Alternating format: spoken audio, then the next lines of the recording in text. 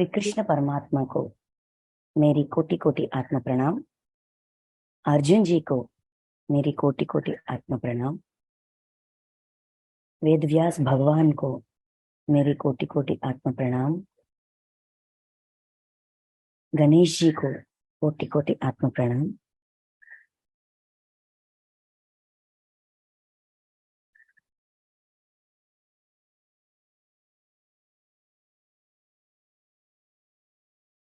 आज हम श्रीमद् भगवत गीता दूसरा अध्याय का दूसरा पड़ाव, सेकेंड डे।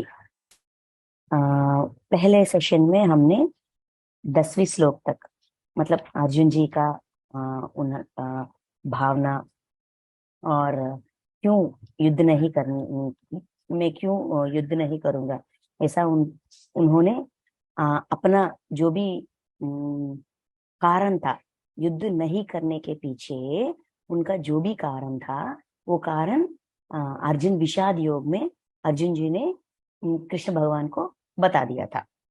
उसके बाद कृष्ण भगवान पूछते हैं, अनुचित समय में ऐसा मोह तुम्हें क्यों प्राप्त हुआ?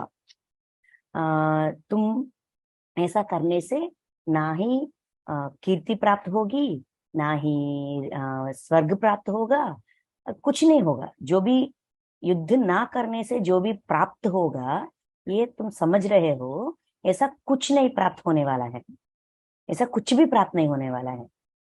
इसीलिए एक बार और सोचो, ऐसा अनुचित समय में तुम्हारे अंदर ऐसा मोह कैसे जगा? हृदय दौर्बल्य, तुम्हारे अंदर ये हृदय दौर्बल्य जग गई है। तुम्हारा हृदय दौर्बल्य में है, मतलब अंदर कुछ भय, डर, ऐसा भावनाएं हैं।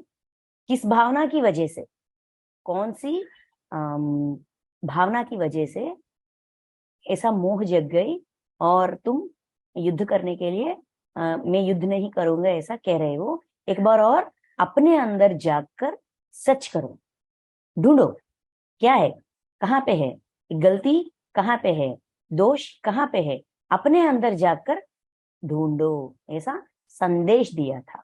ढूंढने के बाद भी, एक बार और सोचने के बाद भी अर्जुन का यही निर्णय था, निर्णय नहीं बदला। और अर्जुन ये कह रहा है कि, अर्जुन जी ये कह रहा है कि ठीक है, जो भी यहाँ प्रस्तुत है उनके बारे में अलग से सोचते हैं, लेकिन जिनको पूजा करना चाहिए, जिनको बहुत गौरव देना चाहिए, वो लोग मतलब भीष्म पितामह और गुरु द्रोणाचार्य, इन दोनों को मैं मारूं ये तो नामुमकिन है। इन दोनों की खून से भरी हुई इस भोग, राज्य का भोग, कीर्ति का भोग, ये भोग मुझे नहीं चाहिए। अभी मेरा जो भी स्वाभाविक स्थिति है, वो ये मेरा स्वाभाविक स्थिति नहीं है। मैं ऐसा सोचने वाला आदमी नहीं हूँ, मतलब ऐसा डर कर, गांडीव को छोड़कर, ये ऐसा अतल पुतल होकर क्या करूं क्या नहीं करूं, ऐसा ये मेरा स्वभाव नहीं है। मैं मेरी स्वभाव से अलग व्यक्ति, अलग प्रेजेंट कर रही हूँ।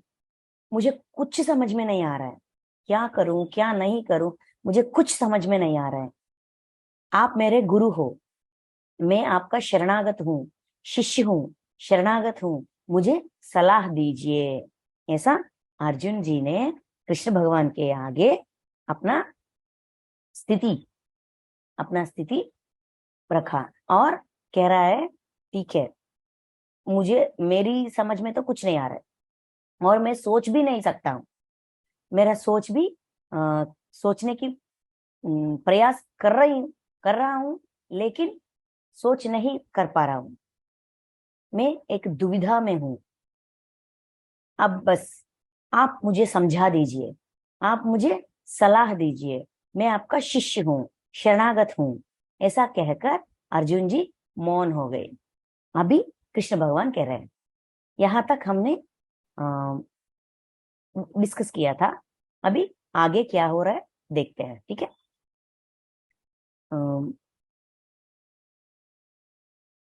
यहाँ कौन सा श्लोक, 11वें श्लोक से, दूसरा अध्याय 11वें श्लोक। अभी श्री भगवान वाचा, अभी कृष्ण भगवान कहने गए हैं, कह रहे हैं, समझा रहे हैं। यहाँ हमको, हमें अपनी जिंदगी में, अपनी निजी जिंदगी में ये स्थिति कब उत्पन्न होती है? जब हमारी घर में या जिंदगी में कुछ क्षण ऐसे आते हैं कि हम कुछ, क्या करूं क्या नहीं करूं, ऐसा करने से ऐसा नष्ट होगा, ऐसा वैसा करने से ये निर्णय लूं तो इसको बाधा होगी, ये निर्णय लूं तो उसको बाधा होगी, वरना मुझे बाधा होगी, मुझे दर्द होगा, मैं अपनी हृदय से, अपनी इच्छा से दूर, अलग अलग रूप में जाऊं तो मुझे अच्छा नहीं लगेगा, उसको इच्छा को, उन लोगों की इच्छा को पहले रखूं तो, नहीं रखूं तो उनको बाधा होगा, मैं क्या करूं अब? ऐसा निर्णय, ऐसा स्थिति हमारे जिंदगी में हर एक क्षण उत्पन्न होती है। तब हमें क्या करना चाहिए? अपने सोच, मतलब अपनी जीव, मतलब यहाँ का स्थिति, यहाँ जो मैं हूं मणिमाला, इस मणिमाला को कुछ कुछ विषयों पर अटूट निर्णय होती है, अटूट ओपिनियन, एक ओपिनियन रह जाती है, उस ओपिनियन के जरिए मैं सोचती हूँ। लेकिन अगर मैं अपने आप को बंद करूं और अपने अंदर जागूं और परमात्मा से या मेरी मास्टर से, किस पर मुझे अटूट विश्वास है, कोई भगवान, मुझे किसी पर भी अटूट विश्वास है, उसको एक बार मैं आंख बंद करके मुझे सलाह दीजिए, मैं क्या करूं अब? इस दुविधा की अवस्था में मैं क्या करूं? मुझे सलाह दीजिए। अब ना, मेरे सोच, मेरे विचार, मेरे ओपिनियन सबको मैं बंद करती हूँ, सबको अलग से रखती हूँ, अलग से रखकर आप मुझे जो भी सलाह देते हैं उस पर मैं दृष्टि रखती हूँ।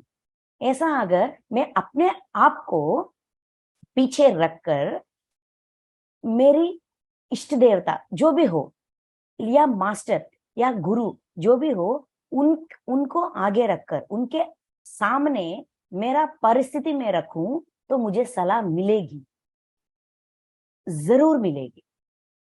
हम यहाँ ध्यान में बैठकर पूछ सकते हैं, या सोने के समय कर्म ध्यान या ज्ञान ध्यान में पूछ सकते हैं, या अभी मुझे निर्णय लेना है, इस क्षण मुझे निर्णय लेना है, तभी उस क्षण एक 5 या 10 मिनट के लिए मुझे जीरो बनना चाहिए, मतलब मेरी मन को जीरो करना चाहिए और मन के आगे रह जाना चाहिए।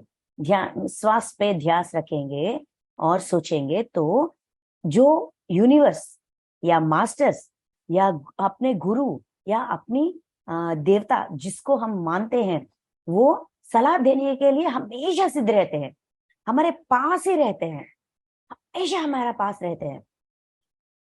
अगर हम हमारी सोच को 1 मिनट के लिए बंद कर सके तो उनका सलाह हमें सुनाई देगी। ये सच है, ये होता है। यही कर रहे हैं अभी अर्जुन जी।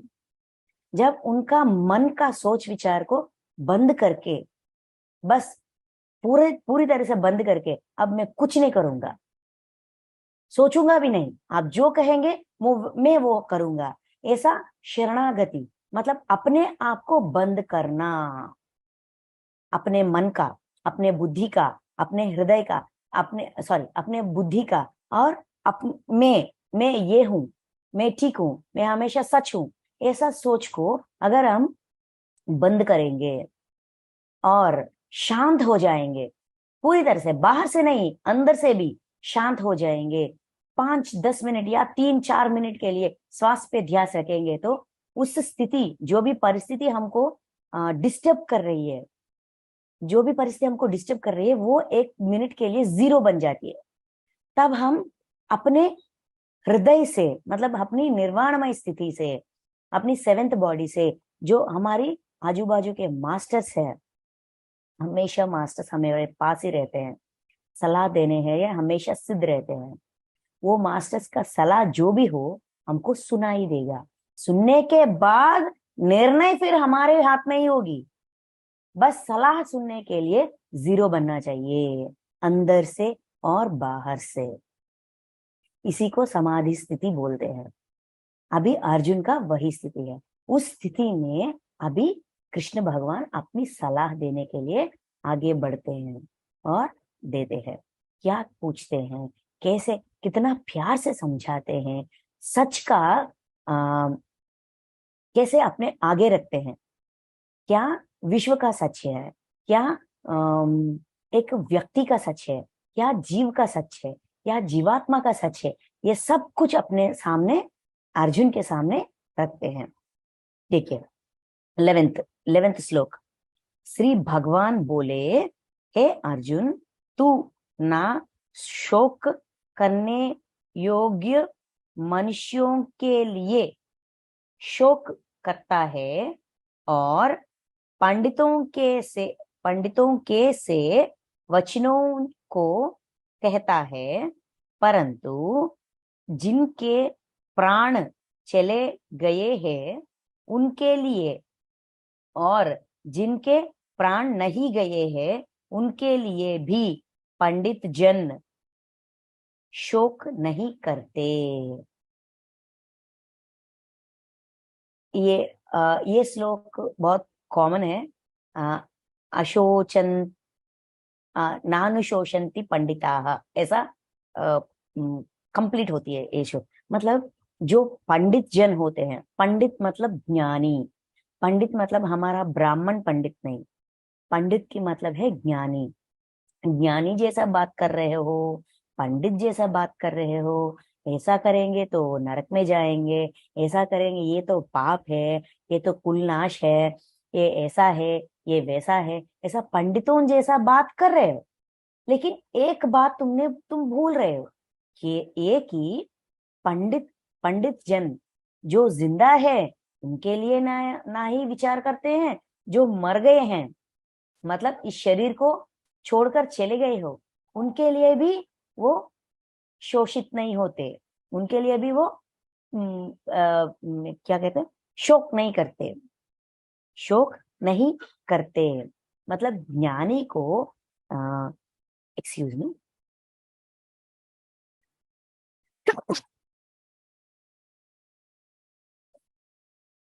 ज्ञानी जो जिंदा है या जो मर गया है, मतलब अपना शरीर त्याग चुका है, इन दोनों के लिए भी वो शोक नहीं करते, क्योंकि उनको पता है जो भी जिंदा है अपने डिजाइन के वजह से जिंदा है, जो भी शरीर छोड़ गया है वो भी अपने डिजाइन के वजह से किया है।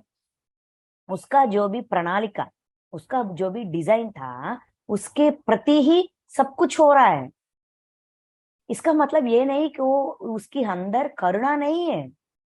करुणा का मतलब ये है कि अपनी वास्तविकता का सृष्टिकर्ता मैं हूं, मेरे सामने जो भी है उनको, जो भी प्राणी हो इस विश्व में कोई भी प्राणी को बाधा पीड़ा नहीं देना, ये करुणा है।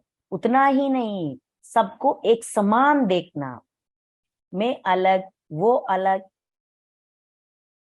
भावना से नहीं, भेदभाव से नहीं, समानत्व की भावना से, एकता की भावना से देखना पंडित का मतलब करुणा की स्वभाव है। अभी अर्जुन के अंदर करुणा जग गई, लेकिन वो कुछ ऐसा कि कुछ आगे बढ़ गया और कह रहा है कि मेरी ऐसा समझ रहा है कि सिर्फ मेरी वजह से ये सारे लोग मर रहे हैं। जैसा मैं अपनी वास्तविकता का सृष्टि करता हूं वैसे ही मेरे फैमिली मेंबर्स, हमारे जिंदगी में जो भी है वो उसके वास्तविकता का सृष्टि करता है। I am the creator of my own reality. वैसा ही सारे जो भी है वो अपने वास्तविकता का क्रिएटर्स है, सृष्टि करता है। अगर मेरी जिंदगी में किसी की वजह से कुछ दुविधा या कुछ समस्या उत्पन्न हुई तो मुझे सिर्फ यहां तक ही चेक करना है। यहाँ पे भी दायरे होते हैं, बॉर्डर्स होते हैं। मेरा इस स्थिति में मेरा परसेंटेज कितना है, मेरी क्या, मैंने कौन सा अपनी अतीत में कौन सा कांड किया, किस कांड की वजह से मेरा यहाँ ये परिस्थिति उत्पन्न हुई, सिर्फ वहां तक चेक करना है, क्योंकि सिर्फ हमारे बारे में ही हमको पता चलता है। हमारे सामने वाले जिस परिस्थिति में सबका 50-50% होती है, जैसे कि फॉर एग्जाम्पल अपने घर का कुछ डिस्कशन हुआ, पति पत्नी के बीच हो सकता है, सास बहू के बीच हो सकता है, बेटा माँ के बीच हो सकता है, किसी के बीच। फॉर एग्जाम्पल सास बहू के बीच का, ठीक है, सास चिल्ला रही है, बहू चिल्ला रही है, सास चिल्ला रही है, बहू चिल्ला रही है, तो ये ऐसा एक सिचुएशन उत्पन्न होती है, परिस्थिति उत्पन्न होती है। उस परिस्थिति में यहाँ मेरा मेरा परसेंटेज कितना है, ऐसा ये स्थिति मुझे क्या सिखा रही है, मैं इतना इमोशनल क्यों हो रही हूँ, मैं इतना गुस्सा क्यों कर रही हूँ, यहाँ मेरा गुण क्या है, वहां तक ही मैं चेक कर सकती हूँ। मेरे सास का परिस्थिति क्या है, उसका दुष्कर्म क्या है, उसका गुण क्या है, उसका स्वभाव क्या है, ये मेरा this is not my part, वो उसका है, वो उसको चेक करना है। जब मैं अपना हिस्सा, उसका हिस्सा, उसके हिस्सा में जाने का मेरा कोई अधिकार नहीं है, लेकिन मेरा हिस्सा को ठीक करना मेरा कर्तव्य है। किस गुण की वजह से मैं ऐसा चिल्ला रही हूँ, कौन सा कर्म, ये गुण कहाँ से उत्पन्न हुई, गुस्सा आ गई, दर्द आ गई, बहुत ज्यादा आ गई, मैं चिल्ला गई, ठीक है, इतना आवेश, इतना इमोशनल इम्बैलेंस में क्यों हुई, अगर मैं चेक करूंगी तो मुझे दिखाई देगा, मास्टर्स मुझे समझाएंगे, ऐसा तुम लोगों को ये रिलेशन यहाँ का नहीं है, ये गुस्सा, ये इमोशन यहाँ इस जीव, इस मणिमाला प्रकट करती है, ये इमोशन ये दे रही है, लेकिन इसके पीछे शत्रुत्व, शत्रु गर्भ से हुई है। मतलब पिछली जिंदगी में तुम लोगों का एक शत्रु भावना उत्पन्न हुई, तुमने उसको बाधा दिया या उन्होंने तुमको बाधा दिया, कुछ भी हो, उस सिचुएशन में तुम लोग हिस्सेदारी हो, वही सिचुएशन की वजह से यहाँ ये रिपीट कर रहे हो, दोहरा रहे हो। वहां तो हो गई, अभी दोहरा रहे हो, मतलब पिछले जन्म का दुष्कर्म क्लियर नहीं किया, उसके स्वभाव से, उसके फल से यहाँ ये उत्पन्न हुई है, और फिर दूसरा दुष्कर्म के लिए करने के लिए, अभी नया दुष्कर्म करने के लिए नया गलती दोहरा रहे हो, ऐसा मास्टर्स हमको समझा देंगे। अपने हिस्सा का देखना हमारा कर्तव्य है, दूसरे वालों के हिस्से के बारे में नहीं देखना चाहिए और नहीं सोचना चाहिए। ये थोड़ा जो बैलेंस, ये थोड़ा जो विषय, छोटी विषय अर्जुन के मन में नहीं आया था, वो समझाने की प्रयास कृष्ण परमात्मा कह रहे। पंडित जन जो जिंदा है उनके बारे में शोक नहीं करते, जो अपने शरीर त्याग चुके हैं उनके बारे में शोक नहीं करते, क्योंकि उनको पता है उनके डिजाइन के वजह से वो ऐसा है, और मेरी डिजाइन की वजह से मुझे उनका जन्म जन्म का संबंध है, उसके वजह से मुझे बाधा आ रही है, मुझे पीड़ा आ रही है, वो समझते हैं और उस बाधा को व्यक्त करते हैं और फिर मौन हो जाते हैं।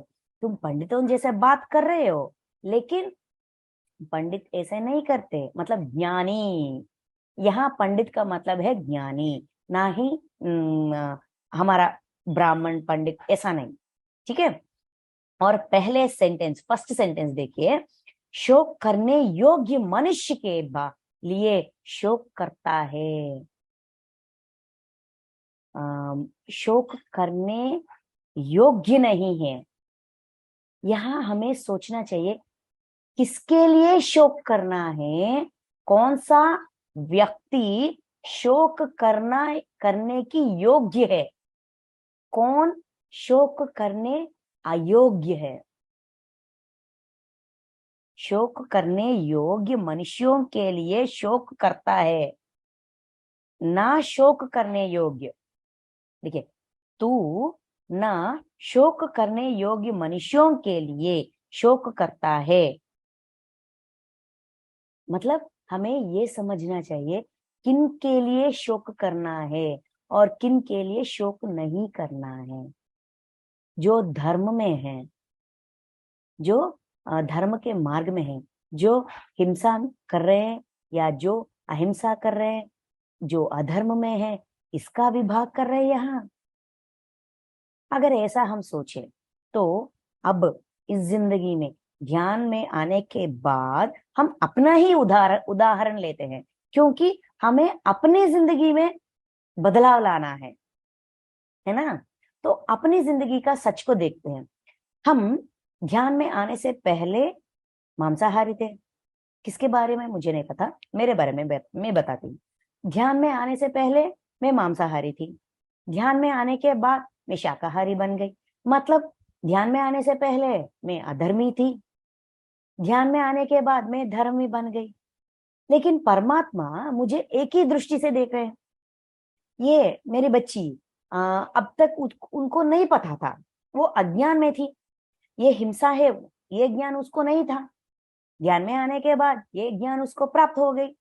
हिंसा नहीं करना चाहिए, निर्णय लिया, उस निर्णय पे अड़े रही। तो यहाँ ना शोक करने योग्य मनुष्य, अगर अधर्मी ना शोक करने के मनुष्य है तो परमात्मा हमको चांस नहीं देते ना, जीने के चांस नहीं देते, धर्म में आने के चांस नहीं देते, वही के वही हमको छोड़ देते हैं। तुम्हारी प्राप्त क्या हो, जो भी हो तुम भुगतो, तुम हिंसा कर रहे हो, इसीलिए तुमको कोई, तुम हिंसा ही पाओ। तुम्हारे बारे में मैं ऐसा नहीं सोचूंगा, तुमको मैं प्यार नहीं करूंगा, तुमको मैं मार्ग निर्देशक नहीं करूंगा। ऐसा परमात्मा नहीं कहते, भगवान नहीं कहते, अपने गुरु नहीं कहते। तो यहाँ न शोक करने वाले मनुष्य कौन है, मतलब यहाँ ये समझाने की प्रयास कर रहे हैं, ये स्थिति तुम्हारी सीखने के लिए उत्पन्न हुई है। यहाँ तुम अपने अंदर अपनी जीवात्मा के बारे में सोचो।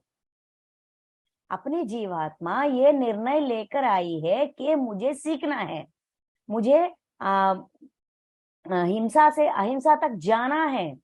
इस परिस्थिति का उत्पन्न मेरी प्रणालिका की वजह से हुई है। अपने बारे में शोक करो, मतलब अपने बारे में सोचो, अपने जीवात्मा कौन सा सीखने के लिए आई है।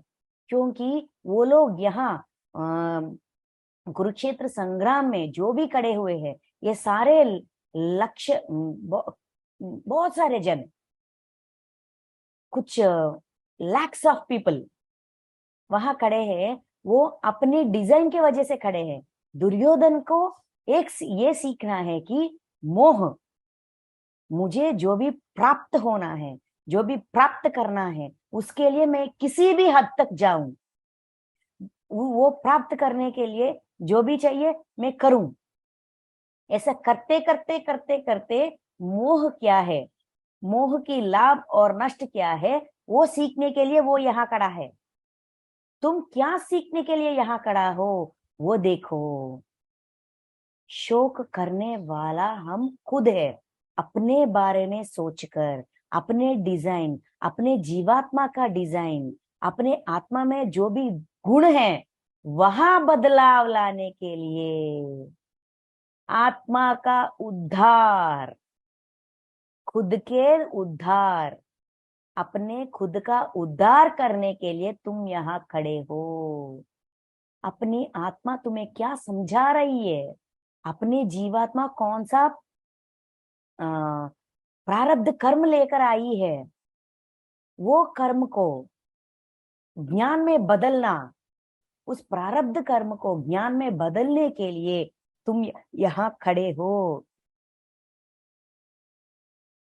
इसीलिए अपने बारे में सोचो, अपने बारे में, अपने लिए शोक होना सही काम है, ठीक काम है, ठीक निर्णय है।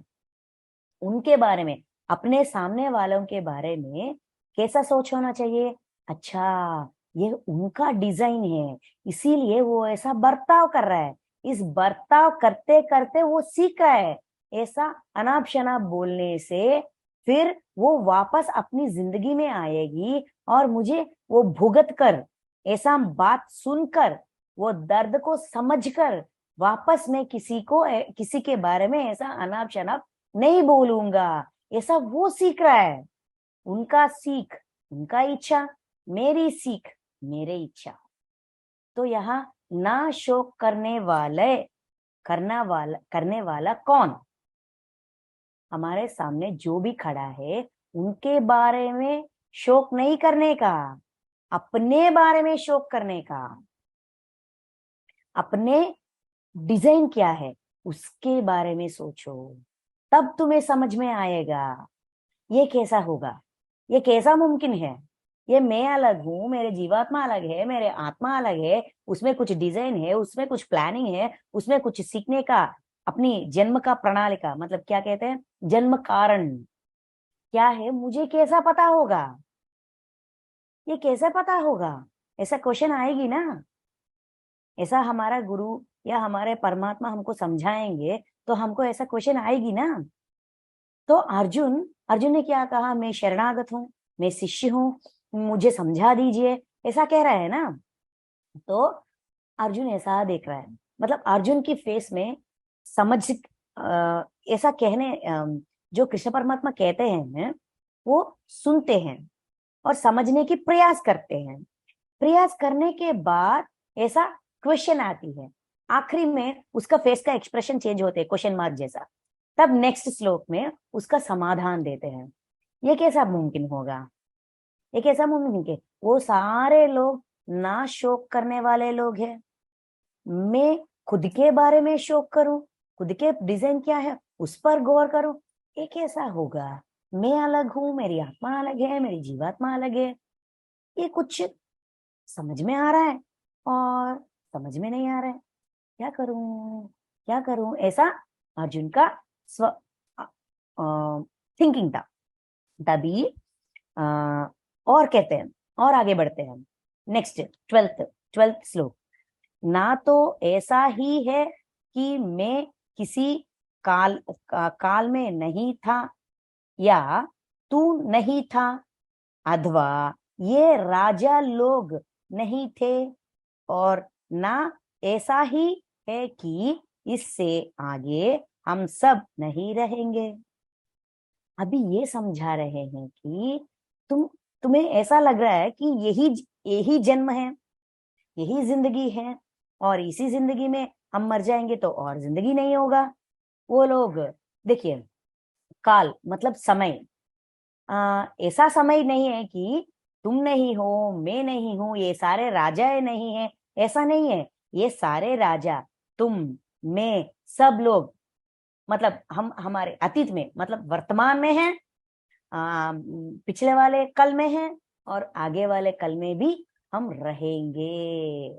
मतलब पुनर्जन्म सिद्धांत के बारे में अर्जुन को समझा रहे हैं कि तुम्हारी आत्मा का कुछ डिजाइन है, तुम अतीत में भी हो, मतलब पिछले वाले कल में भी तुम्हारा बहुत सारे जन्म हुए हैं, पिछले वाले समय में भी हम हैं, अभी भी हम हैं, और आने वाले कल में भी हम रहेंगे। ये सारे राजा महाराजे यही के हैं, अभी के हैं, मर जाएंगे तो फिर वापस नहीं आएंगे, ऐसा तुम समझ रहे हो।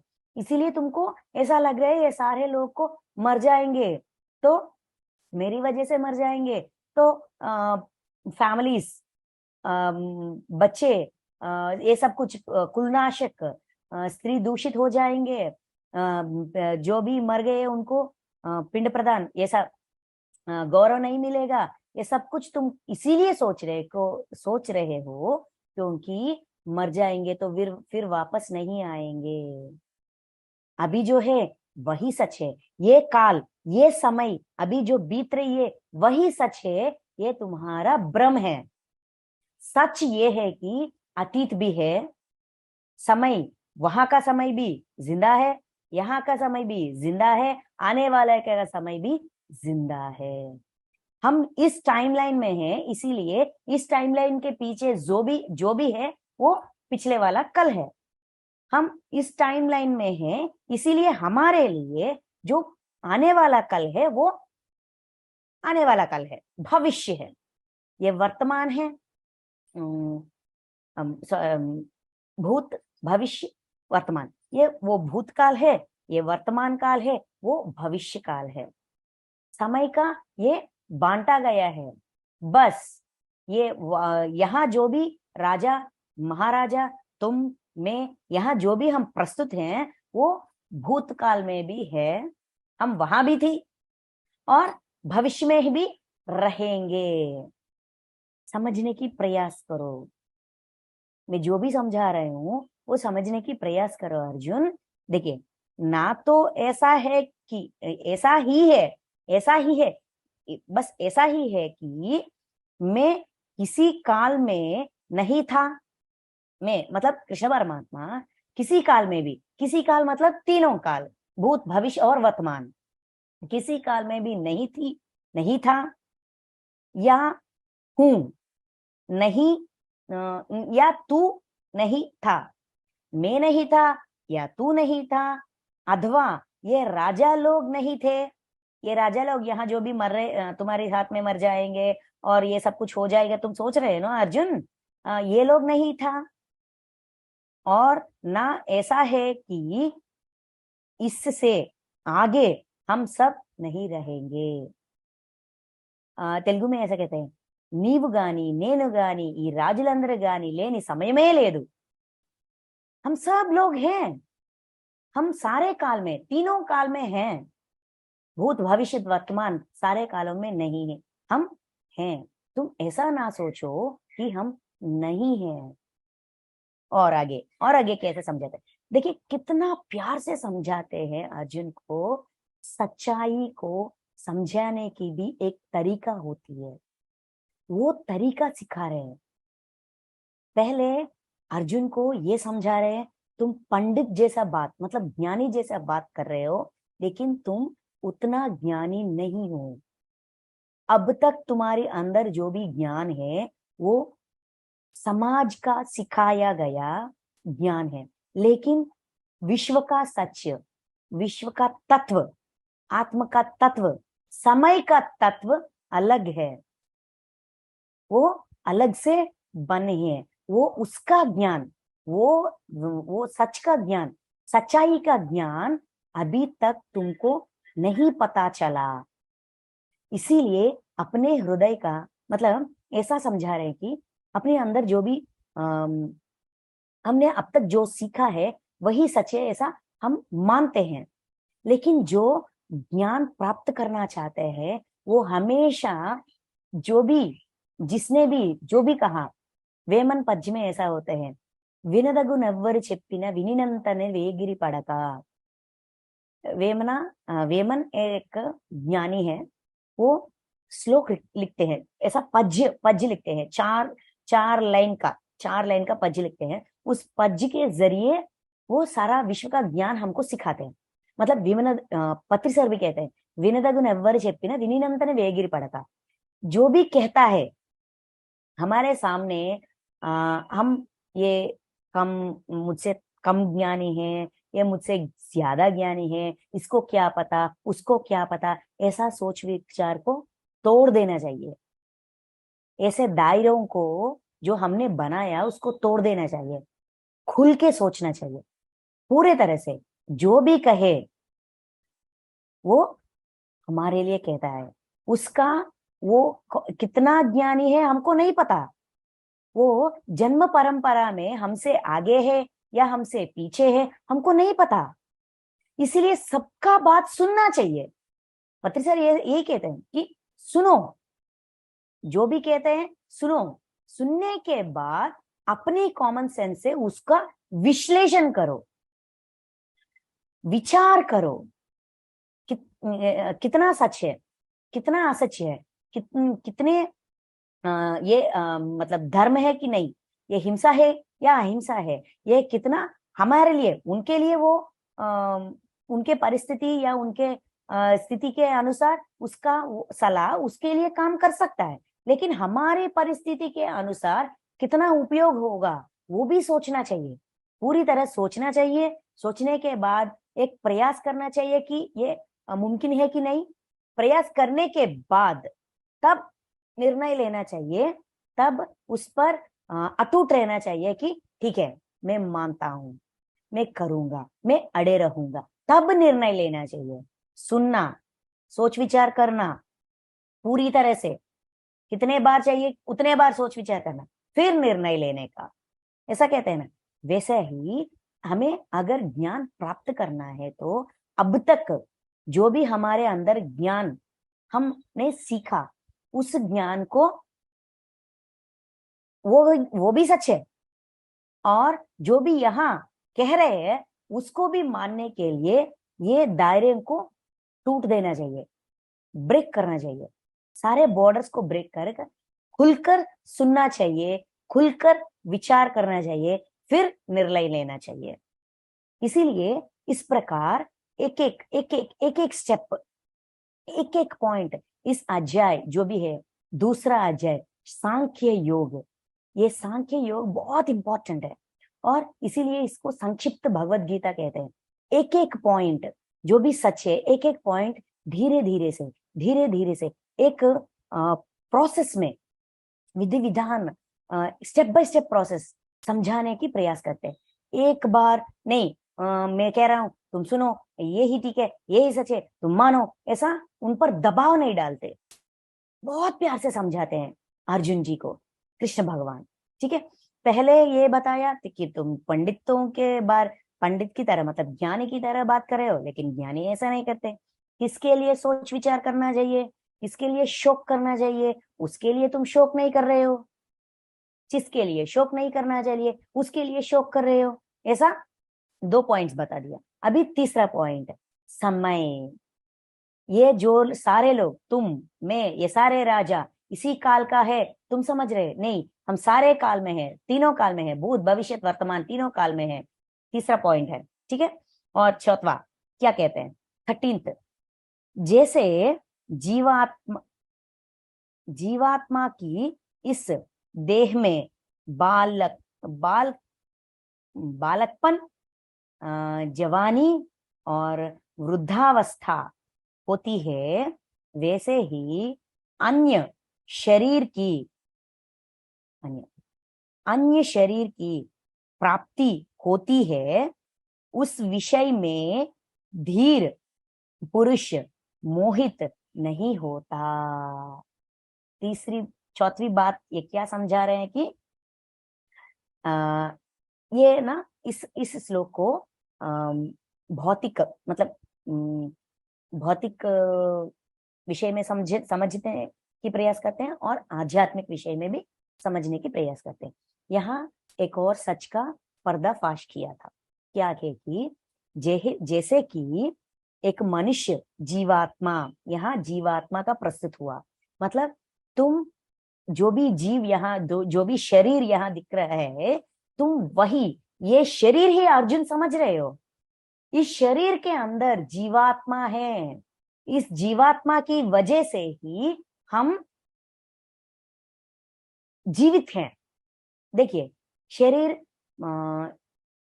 जब कोई मर जाता है, वही शरीर वही दिखता है ना, शरीर ऐसा ही है, लेकिन वो ऐसा सोया हुआ है, चलन नहीं है उसमें, वो पाँव नहीं हिला रहे, हाथ नहीं हिला रहे, श्वास भी नहीं चल रहा है।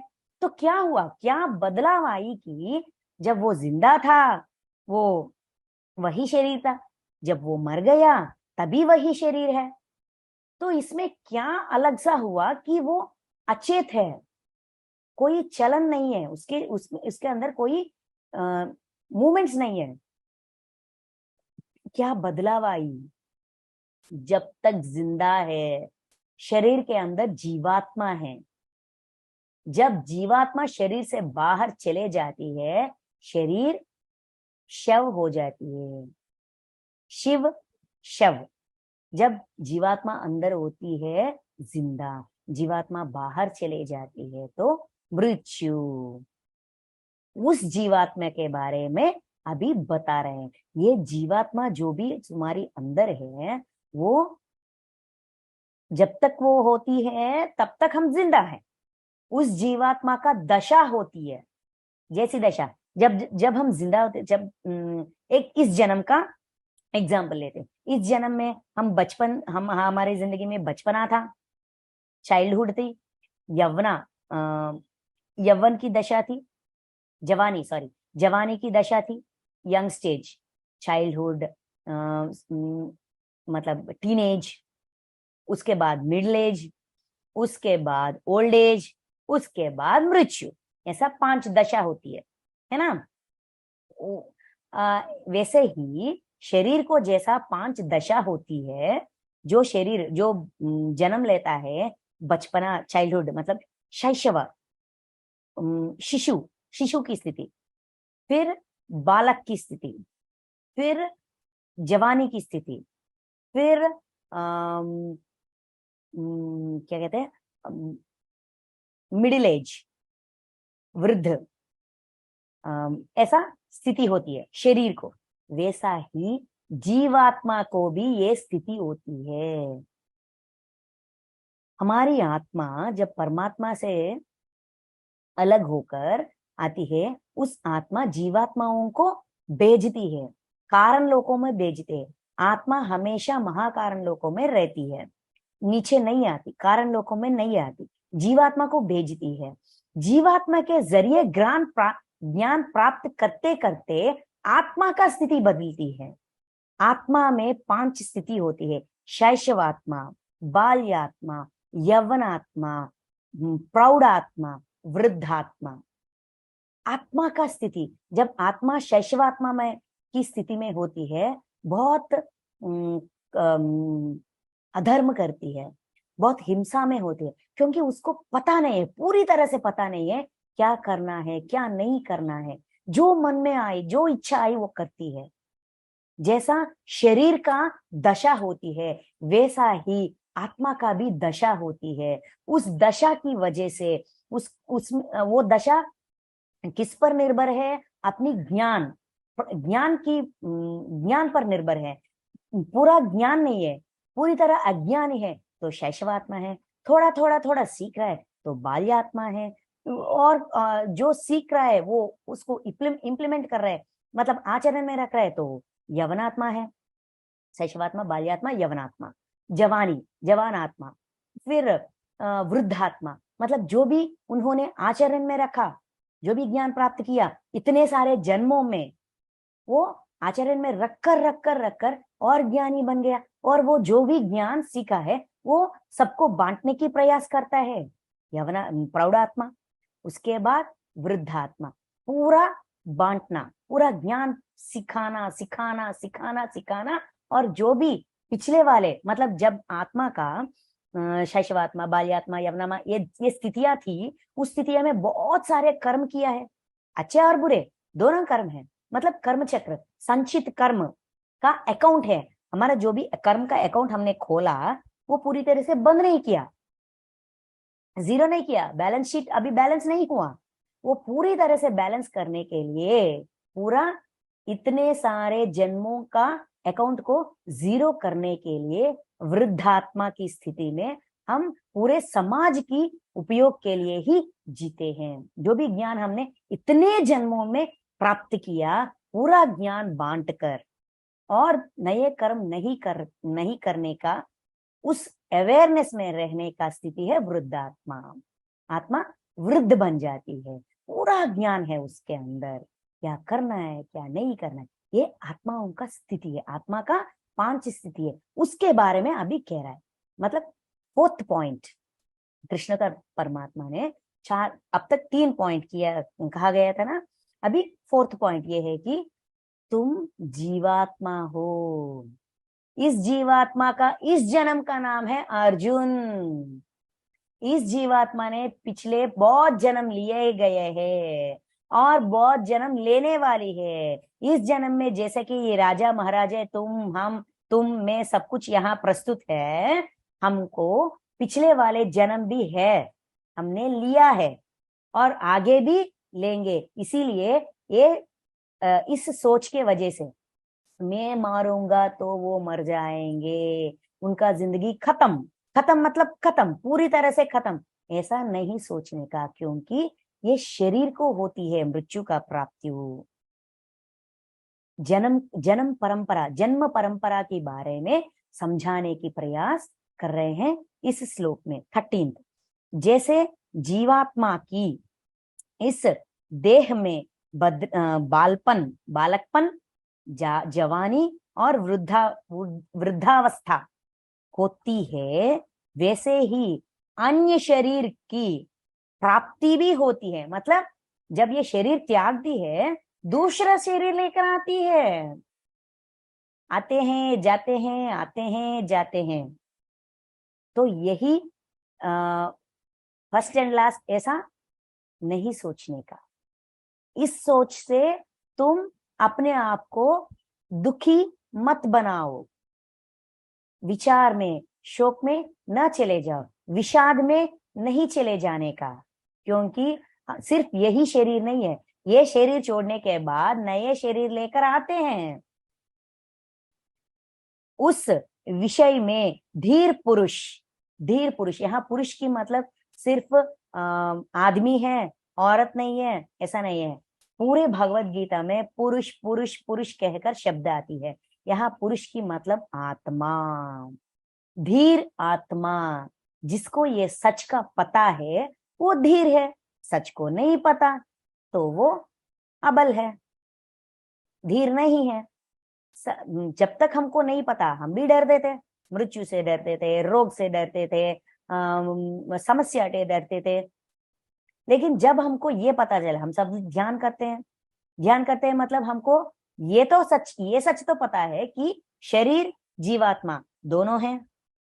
जो खाना हम खाते हैं शरीर को शक्ति देती है। जो विश्वमय प्राण शक्ति हम ध्यान द्वारा गाढ़ निद्रा मतलब डीप स्लीप में लेते हैं, वो विश्वमय प्राण शक्ति जो जीवात्मा हमारे शरीर के अंदर है उसका खाना है। उसको शक्ति, जीवात्मा को शक्ति विश्वमय प्राण शक्ति से मिलती है, शरीर को शक्ति भोजन से मिलती है। ये हमको अच्छी तरह पता है ना। इसीलिए धीर पुरुष मोहित नहीं होते। मैं मर जाऊंगा, वो मर जाएगा, ये मर जाएगा, उसका जिंदगी बर्बाद हो जाएगा, इसका जिंदगी बर्बाद हो जाएगा, वो सब कुछ फिर सिर्फ मेरी वजह से, ऐसा सोच को छोड़ दो। सच ये है कि बहुत सारे जन्म लेते हैं हमारी जीवात्मा। इसीलिए बहुत क्लियरली, साफ से सफाई से कह रहे यहाँ पे जीवात्मा का प्रस्तुत किया गया था। ठीक है, उसके बाद क्या कहते हैं 14। हे कुंती पुत्र, हे कुंती पुत्र, कुंती पुत्र कहकर बुला रहे हैं अर्जुन को। क्यों बुला रहे हैं ऐसा? सर्दी गर्मी और सुख दुखों देने वाले इंद्रिय और विषयों के संयोग तो उत्पत्ति विनाशशील और अनित्य है। इसलिए हे भारत उनको तू सहन करो। तो हमको ये तो समझ में आते हैं जब हम ये समझाया गया था कि हम जीवात्मा हैं, हमारे शरीर के अंदर जीवात्मा है, ये शरीर नाश हो जाती है, नए शरीर लेते हैं, ये सब कुछ ठीक है, ये सब कुछ तो ठीक है समझते हैं। लेकिन हम तो जिंदा है ना। मृत्यु और जन्म और मृत्यु के बीच जो जिंदगी है उसमें हमको दर्द आती है, बाधा आती है, इच्छा आती है, सुख होते। देखिए, सर्दी होती है, गर्मी होती है, सुख होती है, दुख होती है, ये सब कुछ हमको भुगतना पड़ रहा है। हमको उसका रिएक्शन, इमोशन जो भी है, हमको उस इमोशन हम फील कर रहे हैं ना। जब हम उसको एहसास करते हैं, वो एहसास हमको डगमगाती है। उस एक्शन की वजह से हमारे अंदर रिएक्शन भी आती है, पर उस रिएक्शन को कैसे समझें, किस प्रकार समझें? हमारे अंदर वैसा रिएक्शन मतलब इच्छा का, दर्द का, प्यार का, दुख का, द्वेष का, कोप का, क्रोध का, लोभ का, सर्दी का, गर्मी का, ये सारे भावना हमारे अंदर उत्पन्न हो रही है, ये किस वजह से हो रही है? अगर वजह पता चलता तो उस वजह को हम कैसे डील करें पता कर सकते हैं। इमोशन तो हमारा रिएक्शन है, लेकिन इस रिएक्शन के पीछे एक्शन क्या है, वजह क्या है? जिंदा है तो है, जिंदा तो है, जीना ही पड़ेगा। जीने में ये सब कुछ कॉमन है, इमोशंस, फीलिंग्स, गर्मी, सर्दी, दुख, दर्द, खुशी, बाधा, ये सब कुछ। ऐसा हमारे अंदर क्वेश्चन आती है ना, उसके लिए समाधान, ये कैसा हो रहा है, इसके पीछे का क्या कारण है?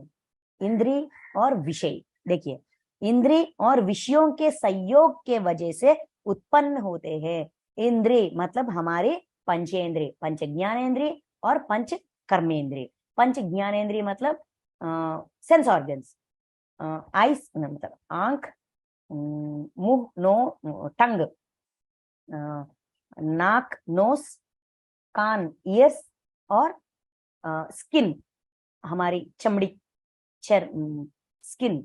स्किन से हम एहसास एहसास करते हैं, हमारी स्किन से, हमारी चमड़ी से।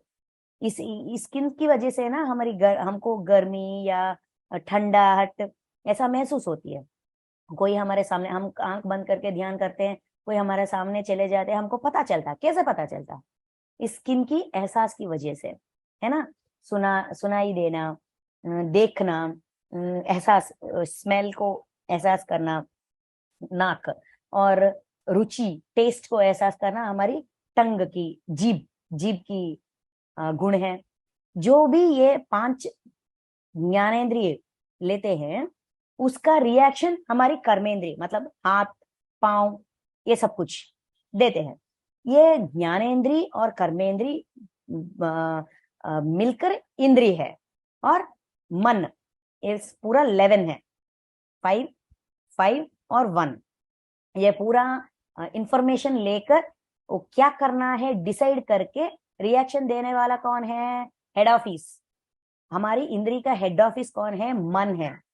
तो ये सारे 11 मिलकर इंद्री बनते हैं। और विषय, ये विषय कौन है? विषय मतलब हम जो भी देखते हैं, हम जो भी बातें सुनते हैं, जो भी वस्तु समुदाय, जो भी हमारा आजू बाजू का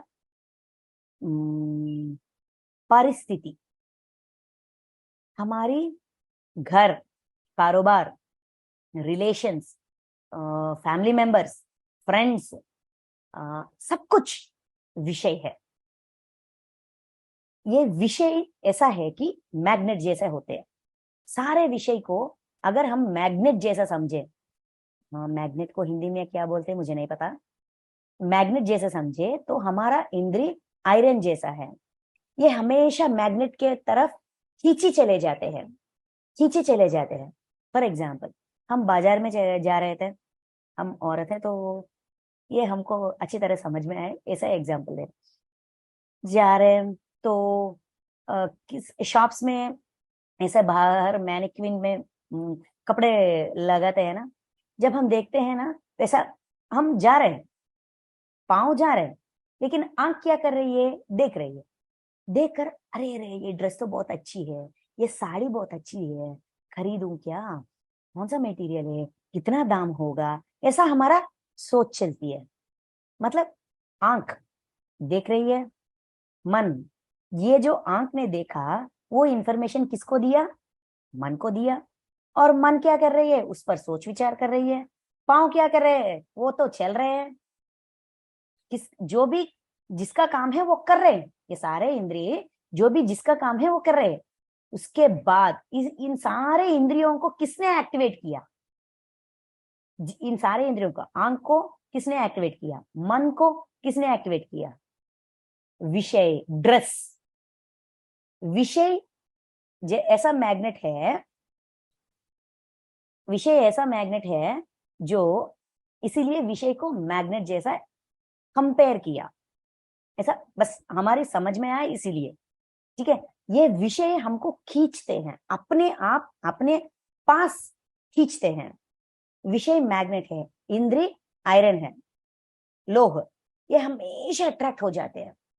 ये स्वाभाविक है कह रहे हैं कृष्ण परमात्मा, ये कॉमन है। विषय देखिए, दुख देने वाले इंद्रिय और विषयों के संयोग के उत्पन्न, संयोग तो संयोग ते तो उत्पन्न विषयशाली और अनित्य है, सॉरी विनाशकशाली और अनित्य। विषयेंद्रिय संयोग कहते हैं, विषय और इंद्रिय की संयोग के वजह से ये सारी भावनाएं उत्पन्न होती हैं।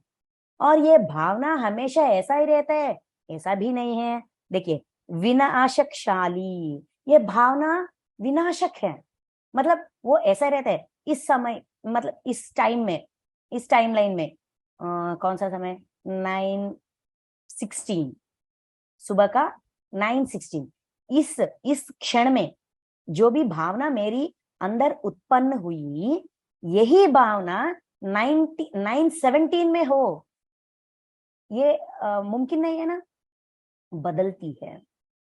जो भावना 9:16 में उत्पन्न हुई, यहाँ ज्ञान सीखने की भावना है, ठीक है, 9:17 में बदल जाती है, मतलब ये भावना का विनाश हो गया, ये मर गई, दूसरी भावना उत्पन्न हुई, वो मर जाती है, तीसरी भावना उत्पन्न हो जाती है। वैसा ही जब कोई हमारे ऊपर चिल्लाते हैं, उस क्षण हमें बहुत दर्द होता है, बहुत गुस्सा आता है, रोना आता है, लेकिन आधे घंटे के बाद, 1 घंटे के बाद, 1 हफ्ते के बाद, या इस दोपहर को हुआ झगड़ा, शाम को वही फीलिंग नहीं रहती, इमोशन बदल जाती है, विनाशकशील और अनित्य। वो भावना विनाश करती है और अपने आप विनाश हो जाती है, और अनित्य मतलब नित्य, हमेशा नहीं रहती, बदल जाती है, भावना बदल जाती है, स्थिति बदल जाती है, व्यक्ति बदल जाता है, परिस्थिति बदल जाती है। वैसा ही सर्दी और गर्मी, अगर अभी हमारा समय क्या चल रहा है, गर्मी का मौसम चल रहा है, बाहर जाएंगे तो बहुत गर्माहट होगी, हर घर के अंदर आ गए और एसी के सामने बैठ गए या फैन के नीचे बैठ गए तो ठंडाई, आधे घंटे से पहले गर्माहट, आधे घंटे के बाद ठंडाई, बदल गई ना। समय बदल जाती है, भावना बदल जाती है, विनाशकशील है। अगर उस भावना के साथ हम रह गए, वही उस काल में रह गए, तो हम अपने आप का विनाश करते हैं। यहाँ हमेशा पूरा भगवत गीता में अपने आप के बारे में ही कहते हैं, किसी और के बारे में कुछ नहीं करते, कुछ भी नहीं कहते। विनाशशील, ऐसा गुस्से से हम अपने आप को नाश करते हैं। अगर उस गुस्से के समय हमको कुछ ही समझ में नहीं आता, लेकिन आधे घंटे के बाद हमको पता चलता, अरे यार मेरे अंदर इतना गुस्सा आया, मैंने इतने बात बोली, इतने कड़वा बात कह दिया, अरे मैंने क्या किया, ऐसा सोचते हैं ना। भावना बदली कि नहीं बदली? बदल जाती है। इसीलिए क्या करना चाहिए, ये सारा सच हम हमारे सामने रख दिया। कृष्ण परमात्मा समस्या भी दिखाते हैं, उसका कारण भी दिखाते हैं, उसी के साथ हल भी दिखाते हैं। इसीलिए भगवत गीता में सारे समस्या का हल है कि मतलब ये है, हमारी एक्शन के पीछे क्या कारण है हमको समझाते हैं। ये एक्शन फिर हम ना दोहराए, इस एक्शन का रिएक्शन जो भी हम देते हैं, उस रिएक्शन में बदलाव कैसे लाए, सलाह भी देते हैं। क्या कह रहे थे, देखिए, इसीलिए है भारत, इसीलिए है भारत, उनको तू सहन करो। अरे यार सहो, सहो ना। उस समय गुस्सा आ गई, उसको सहो, इस समय खुशी आ गई, उसको सहो, मतलब एक्सेप्ट करो, अपनी इमोशन को एक्सेप्ट करो, क्योंकि समय बदलती जाती है।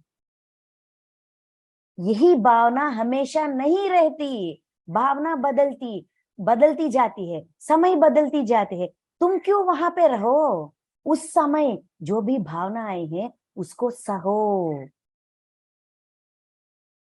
उसको सहो। जब उस समय तुम सहोगे, एक्शन, जब वो एक्शन तुम्हारे सामने आ गई, हमारे अंदर गुस्सा आ गई, वो हमारा एक्शन है, उस गुस्से की वजह से हम रिएक्शन देते हैं, चिल्लाते हैं, अनाप शनाप बोलते हैं, कुछ गलत बात कह जाते हैं, वो तुम नहीं करो। उस समय रिएक्शन नहीं दो, बस जीरो बन जाओ। जो भी हमारे अंदर बहुत डायलॉग्स प्रिपेयर हो जाते हैं, ये कहूं, वो कहूं, ऐसा बात कहूं, वैसा बात कहूं, उसको समझाऊं, उसको चार बातें सुनाऊं, ऐसा हमारे अंदर ये जो सोच विचार का प्रोसेस बहुत तेजी तेजी से अम, हो जाती है, बन जाती है। जब वो बन जाती है, सहो। सहो की मतलब वो जो भी कह रहा है वो अपनाओ नहीं, बस जीरो, जीरो बन जाओ। रिएक्शन मत दो यार, उस समय रिएक्शन ना देने का, बस मौन रहने का, बस मौन रहने का। क्यों? ऐसा मुमकिन है क्या? Is it possible? क्योंकि नेक्स्ट नेक्स्ट श्लोक में इसका समाधान देते हैं। वो समाधान सुनकर उस श्लोक को डिस्कस करने के बाद हम आज यहाँ बंद करते हैं, मतलब रोकते हैं, ठीक है। 14 नहीं 15 का, 15 तक। क्योंकि सी, देखिए, जब हम ये जो भी कृष्ण परमात्मा कहते हैं ना, सुनते हैं ना, समझते हैं ना, क्यों क्यों मैं क्यों सहूं, मैं क्यों उनको, वो चिल्लाए तो मैं क्यों मौन रहूं? अगर मैं मौन रहूंगा तो वो और बताए, और सुनाएगा, और समझेगा कि मेरा ही गलती है, इसलिए मैं मौन हूं, या मैं वेस्ट कैंडिडेट हूँ, इसीलिए मैं समाधान नहीं दे रहा हूँ, मैं वीक पर्सन हूँ, ऐसा मेरे मेरे बारे में वो समझेगा, और मैं मेरे ऊपर वार करने के लिए आगे बढ़ेगा। अगर मैं चार बात बोलूं तभी वो रुकेगा, ऐसा हमको लगेगा। लगेगा कि नहीं? मुझे तो लगती है, मुझे तो ऐसा ही लगती है। अगर मैं समाधान नहीं दूंगा तो और कहेंगे, और कहेंगे, इतने बार सहूं, क्यों सहूं, किसके लिए सहूं, इतने बार सहूं, ऐसा मुझे लगता है। मेरे अंदर ऐसा समाधान आती है। इसका समाधान दे रहे कृष्ण परमात्मा। देखिए, क्योंकि ये श्लोक शुरू होती है क्योंकि से। क्योंकि हे पुरुष श्रेष्ठ, अगर हमें पुरुष श्रेष्ठ बनना है, पुरुष मतलब आत्मा, हमारी आत्मा श्रेष्ठ तरह की, मतलब सब कुछ सीखे, ज्ञानी बन जाए, बनाने की इच्छा हमारी अंदर हो, तो हमें क्या करना है? क्योंकि दुख दुख सुख को समान समझने वाले जिस धीर पुरुष को ये इंद्रिय और विषयों के संयोग व्याकुल नहीं करते, वह मोक्ष के योग्य होता है। जो मोक्ष प्राप्त करना चाहता है, जो मोक्ष की योग्य बनना चाहता है, तो वो अच्छी तरह समझ जाता है कि ये विषयेंद्रिय संयोग की वजह से हुआ है, विषय और इंद्रिय के संयोग की वजह से ये स्थिति उत्पन्न हुई है। उस स्थिति की वजह से मेरे अंदर ये भावना उत्पन्न हुई है। वो समझता है, परिस्थिति को समझने की प्रयास करता है, और दुख और सुख को स्पोर्टिव स्पोर्टिव स्पिरिट, जैसे बचपन में, देखिए, बचपना, बचपना की मतलब छोटे आयु की हो जाना नहीं। छोटे आयु में हम अपनी दर्द या कष्ट को कैसे लेते हैं? हम खेल रहे हैं बचपन में, स्कूल स्कूल टाइम में हम खेल रहे हैं, सारे दोस्त मिलकर खेल रहे हैं, भाग रहे हैं, चोर पुलिस खेल रहे हैं, ये सब कुछ खेल रहे हैं। खेलने के समय हम गिर गए, या किसी ने हमको धक्का दिया, हम गिर गए, हमको दर्द आ गई, चोट आ गई, हम रोते हैं और कहते हैं तुम्हारी वजह से, तुम्हारी वजह से, कहते हैं, है ना, उसको दोष देते हैं। दोष देने के तुरंत समय चलो यार, चलो खेलते हैं। दर्द आ गई, उसको दोष दे दिया, फिर उसी क्षण बदले नेक्स्ट मिनट उसी के कंधों पे हाथ डालकर चलो यार खेलते हैं, है ना। जो पिछले वाले क्षण में हुआ उसको छोड़कर नए क्षण में नए सिरे से जीने वाले जीना, समझना, इसी को बचपना कहते हैं। समय बदलती है, समय के साथ हमारे अंदर भी बदलाव लेना, यही इसके बारे में देखिए। दुख सुख को समान समझने वाले जिस धीर पुरुष, दुख और सुख दोनों को समान समझना, दोनों इक्वल है। उस क्षण में उसकी वजह से वो इमोशन उत्पन्न हुई, इस क्षण में इस स्थिति की वजह से ये उत्पन्न हुई, ये भावना उत्पन्न हुई, है ना। उस क्षण उस परिस्थिति वैसा था कि मुझे गुस्सा आ गई, इस परिस्थिति ऐसा है कि मुझे खुशी आ गई, दोनों परिस्थिति की वजह से हुई है, विषय इंद्रिय संयोग की वजह से हुई है। और वो भावना हमेशा वैसा नहीं रहती, क्योंकि वो अनिश्चित है,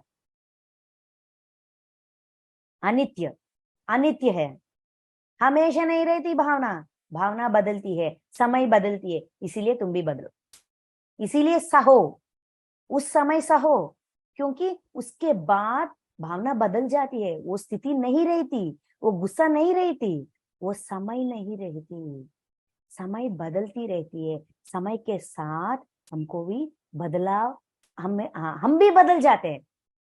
समय के साथ महत्वपूर्ण बात यह है कि हम भी बदल जाते हैं, लेकिन उस क्षण की भावना की वजह से हम कुछ कर जाते हैं, हमारा रिएक्शन बहुत विपरीत होती है।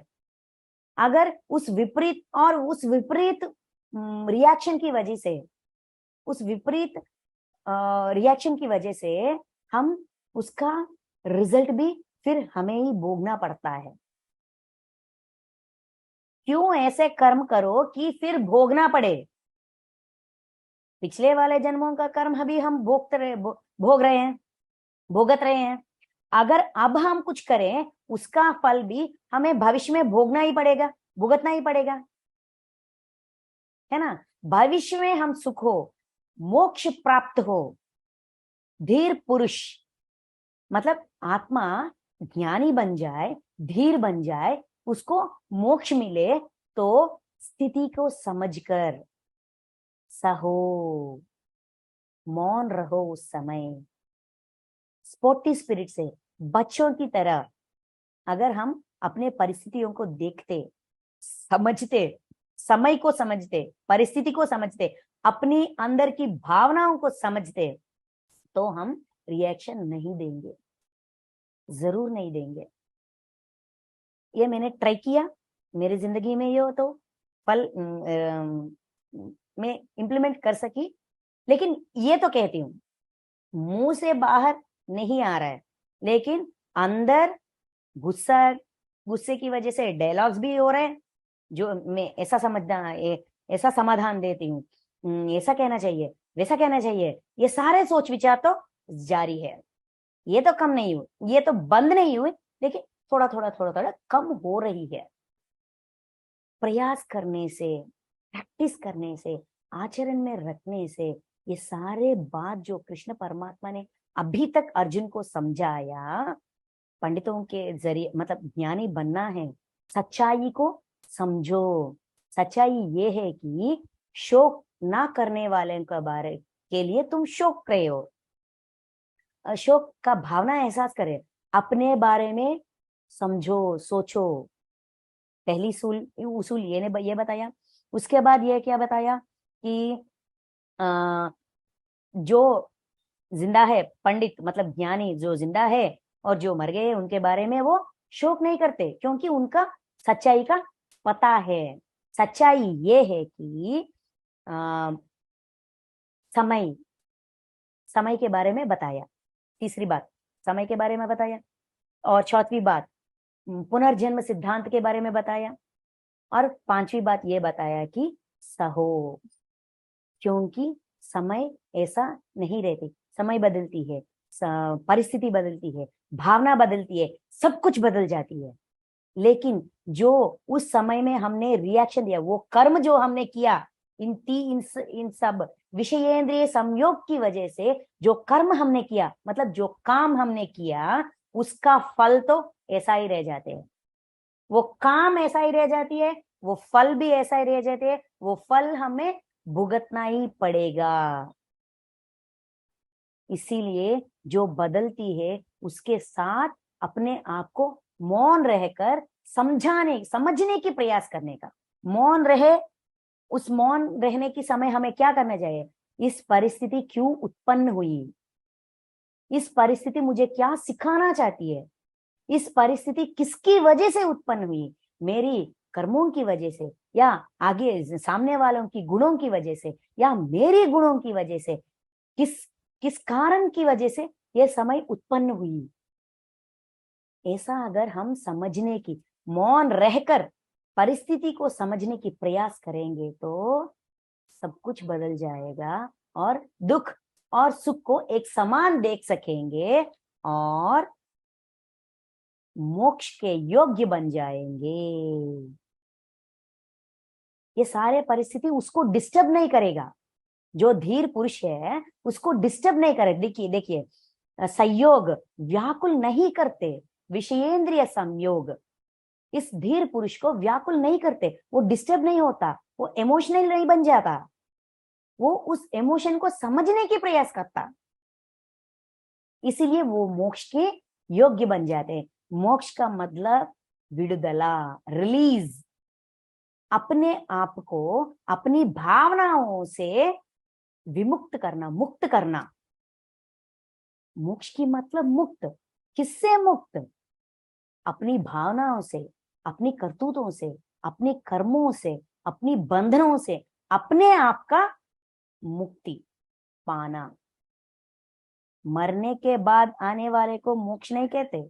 जब हम जिंदा है, दर्द से है, दुविधा से है, बाधा से है, पीड़ा से है, अपने आप को उससे रिलीज करवाना, अपने ज्ञान के जरिए से, अपने ज्ञान के बलबूतों पर, अपने सोच के बलबूतों पर, अपने विचार के बलबूतों पर, अपनी सहन के बलबूतों पर, अपनी समझ के बलबूतों पर अपने आप को रिलीज करना, यही मोक्ष का मतलब है। जो मैंने समझा, यही सब कुछ है, मैं नहीं कह रही हूं। जो इतने ये भगवत गीता सीखने के समय से और सदगुरुज मूवमेंट में आने के समय से, उस समय से मतलब पिछले 5 सालों से जो भी मैंने एहसास किया, समझा, और अपनाया, आचरण में रखा, और उसका फल प्राप्त किया, ये सारे मुझे जो अनुभव हुआ वही मैं यहाँ कह रही हूँ। यही सब कुछ है, और इससे ज्यादा कोई मतलब ही नहीं है, ये मैं नहीं कह रही हूँ। जो मुझे समझ में आई वही मैं यहाँ बोल रही हूँ। Thank you masters, thank you so much. आज के लिए हम यहाँ क्लोज करते हैं। Thank you so much.